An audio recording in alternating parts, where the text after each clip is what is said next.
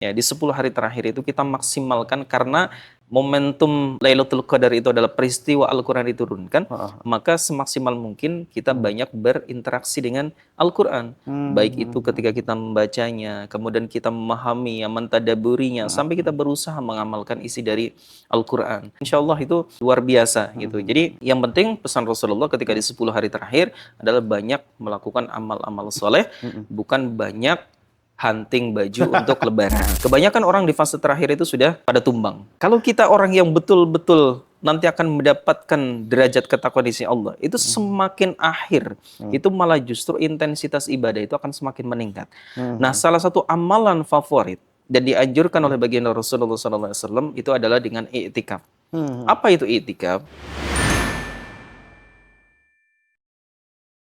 Bismillahirrahmanirrahim. Assalamualaikum warahmatullahi wabarakatuh. Sahabat An-Nur, bagaimana kabarnya? Semoga selalu dalam keadaan baik ya, sehat semua dan berlimpah rezekinya. Amin. Baik, sahabat An-Nur, kita masuk di episode keempat program Serambi Masjid An-Nur. Nah, di samping saya udah ada Ustadz Doni. Assalamualaikum Ustadz. Waalaikumsalam warahmatullahi wabarakatuh. Bagaimana kabarnya Ustadz? Alhamdulillah sehat, Alhamdulillah sehat, walafiat, sehat. Lagi sibuk apa sekarang?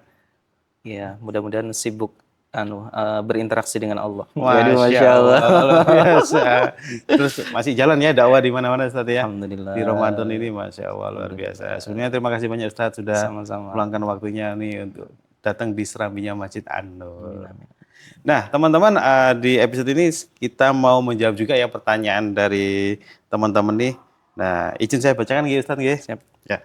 Yang pertama itu Ustadz, bisa dijelaskan nggak tentang keutamaan malam Lailatul Qadar dan mengapa sih ia disebut lebih baik dari 1000 bulan?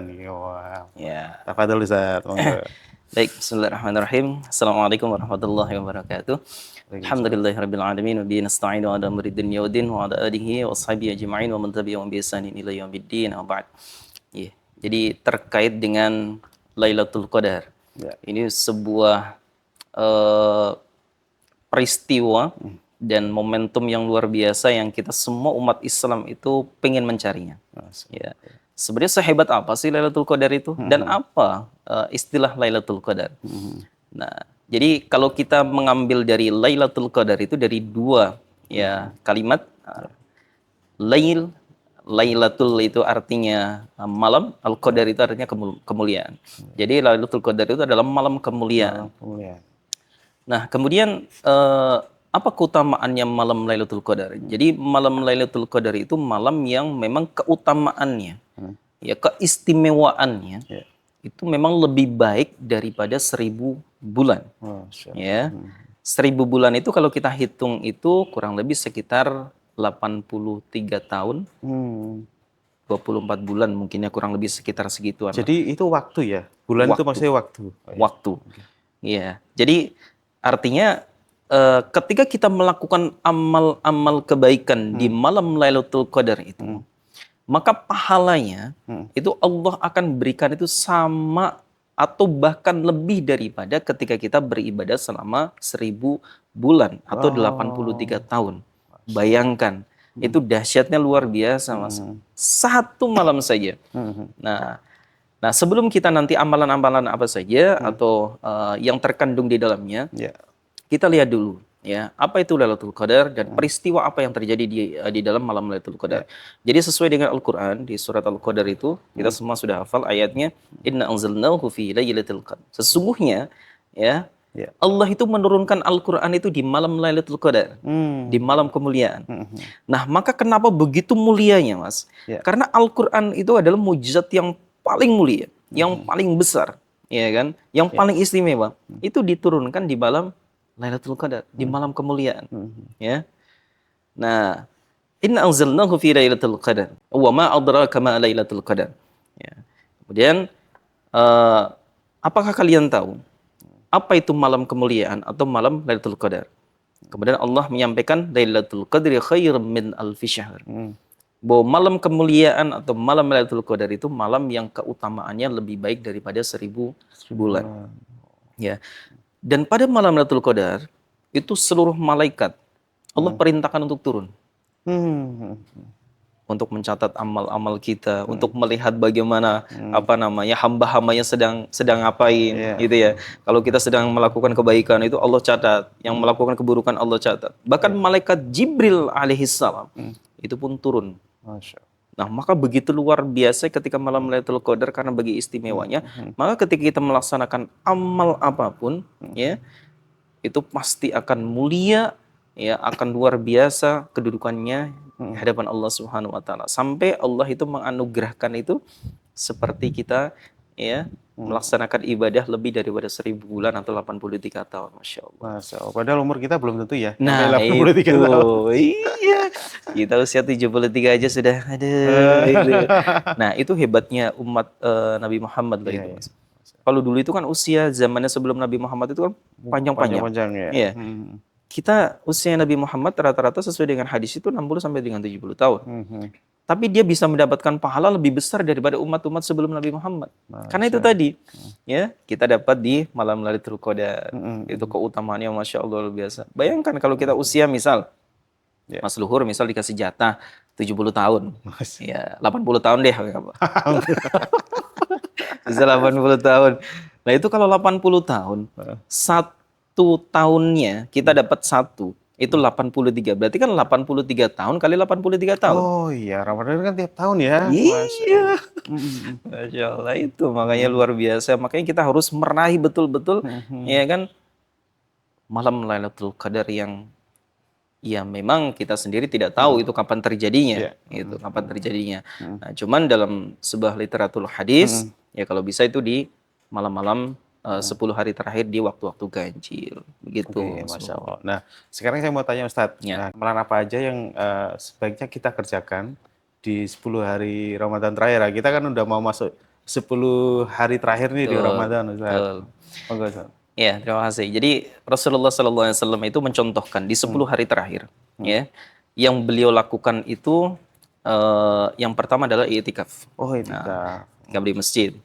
Kemudian perbanyak doa kepada Allah Subhanahu wa taala, memohon ampun kepada Allah Subhanahu wa taala. Doa yang kita lakukan adalah Allahumma innaka afuwun tuhibbul afwa fa'fu anni. Itu adalah bentuk pertaubatan kita kepada Allah Subhanahu wa taala. Itu banyak kita lantunkan ketika kita berzikir kepada Allah Subhanahu wa Saat taala. i'tikaf UJ. Betul. Kemudian kita banyak berinteraksi dengan Al-Qur'an. Ya, di 10 hari terakhir itu kita maksimalkan karena momentum Lailatul Qadar itu adalah peristiwa Al-Qur'an diturunkan, maka semaksimal mungkin kita banyak berinteraksi dengan Al-Qur'an. Baik itu ketika kita membacanya, kemudian kita memahami, mentadaburinya, sampai kita berusaha mengamalkan isi dari Al-Qur'an. Nah, kemudian kita banyak berinfak, bersedekah, karena itu bagian daripada karakteristik orang yang bertakwa. Ya. Alladzina yunfiquna fis-sarra'i wad-dharra. Dalam keadaan apapun orang bertakwa itu dia senang berinfak, bersedekah. Maka di 10 terakhir kita maksimalkan banyak untuk bersedekah, berinfak, ya. Insya Allah itu luar biasa gitu. Jadi yang penting pesan Rasulullah ketika di 10 hari terakhir adalah banyak melakukan amal-amal soleh, bukan banyak hunting baju untuk lebaran. Untuk lebaran. Nah, itu. Enggak hanya baju, Ustadz. Baju, makanan, jajan. Nah, itu. Apalagi Toples-toples. apalagi salatnya pindah ke mall gitu ya. Nah, itu salah satu kenapa itu di akhir Ramadan itu mesti sepi, Mas Luhur. Itu karena apa? Salat itu sudah pindah. Ya kan? Pindahnya ke ada yang ke mall, ada yang di tempat-tempat yang lain. Iya, Masya Allah. Buber-buber. Nah, Udah itu. buber. Betul. Oke, Ustadz. Lanjut ke pertanyaan berikutnya, Nji. Nah, apa sih Ustadz tanda-tanda seseorang itu mendapatkan kemuliaan Lailatul Qadar? Baik. Jadi karena Lailatul Qadar itu adalah malam yang istimewa. Malam yang sangat luar biasa, ya. Di mana tentu orang yang mendapatkan Lailatul Qadar pun pasti akan punya identitas baru sebagai orang yang bertakwa. Maka implikasi dari ketakwaan itu pasti akan tergambarkan setelah pasca Ramadan. Oh. Jadi orang yang mendapatkan kemuliaan Lailatul Qadar itu nanti akan dilihat setelah pasca Ramadan.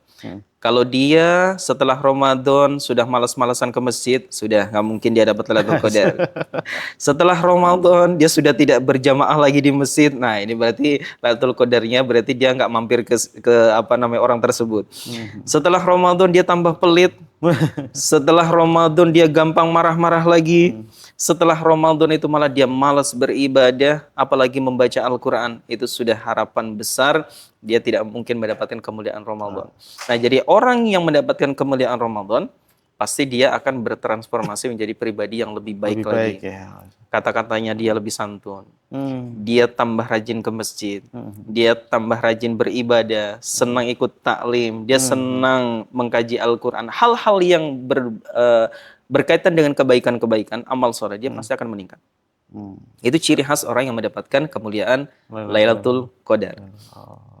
Seperti itu. Iya, Ustaz. Masya Allah. Nah, ini ada pertanyaan juga, Ustaz. Nah, terus bagaimana nih contoh praktek iktikafnya yang dicontohkan Rasulullah nih? Seperti apa, Ustaz? Baik. Nah, tadi di awal saya sudah menyampaikan bahwa 10 hari terakhir itu adalah waktu-waktu injury time, ya, waktu-waktu istimewa. Maka ini yang nanti akan menentukan berhasil atau tidaknya kita di fase Ramadan yang terakhir. Kebanyakan orang di fase terakhir itu sudah pada tumbang. Iya. Nah, kalau kita orang yang betul-betul nanti akan mendapatkan derajat ketakwaan di sisi Allah, itu semakin akhir, itu malah justru intensitas ibadah itu akan semakin meningkat. Nah, salah satu amalan favorit dan dianjurkan oleh baginda Rasulullah SAW itu adalah dengan i'tikaf. Apa itu i'tikaf? I'tikaf itu adalah berdiam diri di masjid, untuk melaksanakan aktivitas-aktivitas ibadah untuk mendekatkan diri kepada Allah Subhanahu wa taala. Itu i'tikaf. Nah, kemudian kapan waktunya? Para ulama berbeda pendapat, ya. Silahkan, yang terpenting adalah di dalam masjid dia betul-betul di situ membaca Al-Qur'an, berzikir, ya kan. Jangan sampai ketika kita i'tikaf di masjid cuman iktikaf atau di dalam tapi di situ ngobrol bisnis, di situ cerita sama teman-temannya, misal dia ketawa-ketawi dan lain sebagainya. Itu namanya bukan iktikaf. Kalau iktikaf namanya berdiam diri. Diam, berzikir, mentadaburi, kita mempelajari ayat-ayat Allah, merenungi ayat-ayat Allah, ya kan? Nah, kemudian menata hati kita, ya kan, supaya kita bisa dekat dengan Allah Subhanahu wa taala. Nah, jadi kalau misal kita berdiam diri di masjid tapi masih ngobrol, masih bercanda, masih bolak-balik apa namanya, mungkin kemana dulu terus masuk lagi ke masjid, namanya bukan i'tikaf. Ya kan, i'tikaf ya sudah istiqomah di dalam masjid. Nah, kalau untuk waktunya tafadhol silakan. Misal selepas Isya sampai menjelang sahur, gitu kan. Beriktikaf di dalam masjid, banyak mengingat Allah, berzikir kepada Allah, banyak membaca Al-Quran, banyak bersedekah, berinfak dan lain sebagainya. Nah, itu yang dituntunkan oleh Rasulullah SAW itu adalah seperti itu. Nah, jadi banyak ulama silakan, walaupun cuma 1 jam, 2 jam, kita berdiam diri di masjid, kemudian di situ berzikir, memohon ampun kepada Allah, mengingat Allah, itu sudah dikatakan i'tikaf. Nah, cuman i'tikaf itu juga ada syaratnya, harus ada niatnya. Ya, jadi kita itu tidak ujuk-ujuk masuk ke dalam masjid, kemudian nggak ada i'tikaf niat untuk beriktikaf, ya itu tidak bisa dikatakan i'tikaf. Harus ada niat bahwa saya mau i'tikaf mendekatkan diri kepada Allah. Nah, kemudian Islam harus dong, ya kan? Kalau orang yang tidak Islam masuk ke masjid nggak i'tikaf namanya, ya kan? Nah, kemudian disarankan adalah yang sudah balik. Ya, jadi kalau yang belum balik boleh, tapi untuk pendidikan saja gitu. Dalam kondisi suci, jangan sampai dalam kondisi berhadas itu masuk masjid kemudian melaksanakan i'tikaf. Walaupun i'tikaf bukan ritual sholat, tapi tetap ketika masuk masjid diharapkan dalam kondisi suci dari hadas besar gitu. Luar biasa ya. Dan tidur nggak boleh ya, Ustaz ya, tidur? Ya, tidur di masjid nanti malah ngiler, malah repot itu, nanti nggak menimbulkan apa namanya. Iya. Oke, Ustaz. Nah, mungkin terakhir nih, Ustaz. Barangkali ada tips nih buat teman-teman supaya bisa istiqomah gitu ya sampai akhir Ramadan ya, khususnya 10 hari terakhir Ramadan ini tetap semangat. Itu seperti apa, Ustaz? Monggo barangkali ada tips-tipsnya nih.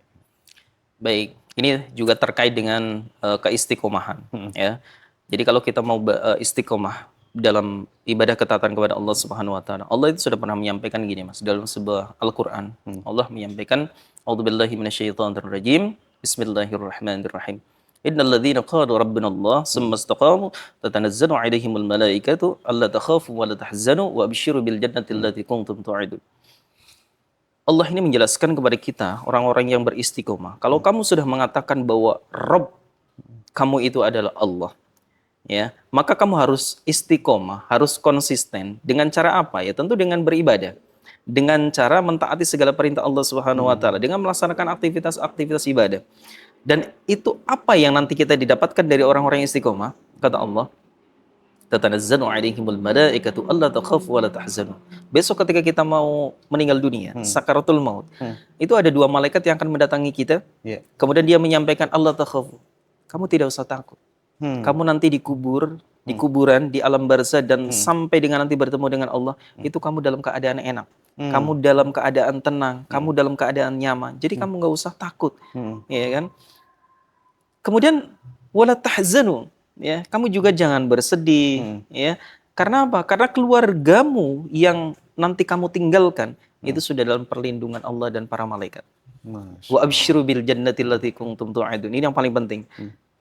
Karena kamu juga sudah disediakan oleh Allah sebuah tempat yang luar biasa enak, yang luar biasa nikmat, yang dinamakan adalah surganya Allah Subhanahu wa taala. Ini orang yang istiqomah. Maka motivasi, tips yang pertama, tanamkan betul bahwa ketika melakukan amal-amal ibadah dengan istiqomah, kegiatan kita Ramadan ini, dari mulai sholat tarawihnya, dari mulai baca Qur'annya, dari mulai infak sedekahnya dan lain sebagainya. Kalau kita istiqomah, oh ternyata Allah akan memberikan reward, kita akan dimasukkan ke dalam surga. Maka kita akan semaksimal mungkin meraih itu. Kita di akhir Ramadan, kita semaksimal itu. Karena apa? Karena Allah sudah menyediakan surga. Itu yang pertama. Ya. Kemudian supaya kita terus bisa istiqomah melaksanakan aktivitas ibadah, banyak berdoa kepada Allah. Mohon dimudahkan dalam kita melaksanakan aktivitas ibadah. Karena apa? Karena kita itu manusia itu, iman itu kadang naik, kadang turun. Betul. Ya. Dengan kita sering berdoa kepada Allah, Allah akan selalu membimbing kepada kita. Selalu ditunjukkan dalam hal-hal kebaikan, dalam ketaatan kepada Allah Subhanahu wa taala. Nah, kemudian banyak beristighfar kepada Allah. Memohon ampun kepada Allah. Orang yang kepingin hatinya bersih, orang yang ingin dimudahkan dalam aktivitas ibadah, itu ketika orang itu sudah mulai dosa-dosanya dibersihkan oleh Allah Subhanahu wa taala. Ya, maka kalau kita pengen istiqomah, banyaknya beristighfar, memohon ampun kepada Allah Subhanahu wa taala. Insyaallah ya kita akan dimudahkan dalam melakukan amal-amal kebaikan, ibadah-ibadah di bulan Ramadan ini, ya. Karena untuk kita mendapatkan ketakwaan sebagai tujuan kita dianjurkan untuk melaksanakan siam Ramadan adalah la'allakum tattaqun itu. Nah, itu dengan cara kita mendapatkan ampunan dari Allah Subhanahu wa taala. Wasari'u ila magfiratin mir rabbikum wa jannatin 'ardhas samawati wal ardh. Dan carilah ampunan kepada Tuhanmu untuk mendapatkan apa? Surga yang luasnya seluas langit dan bumi yang sudah disiapkan untuk orang-orang yang bertakwa. Masya Allah. Masya Allah, luar biasa Ustaz. Terima kasih banyak penjelasannya. Semoga yang disampaikan bisa menjadi amal jariahnya Ustaz. Amin. Baik, Ustadz, episode kali ini sampai di sini dulu ya. Nanti insya Allah kita akan jumpa lagi di episode-episode berikutnya. Baik teman-teman, episode kali ini sampai di sini dulu ya. Jadi buat teman-teman yang mau tanya-tanya bisa langsung aja tulis di kolom komentarnya video ini. Insya Allah nanti akan kita jawab di episode-episode berikutnya. Jangan lupa yang belum subscribe, klik tombol subscribe ya biar nggak ketinggalan video-video atau kajian-kajian menarik yang ada di channel An-Nur Dakwah Gondang Legi ini. Baik sahabat An-Nur, episode kali ini sampai di sini dulu ya. Sampai jumpa di episode berikutnya. Assalamualaikum warahmatullahi wabarakatuh. Warahmatullahi wabarakatuh.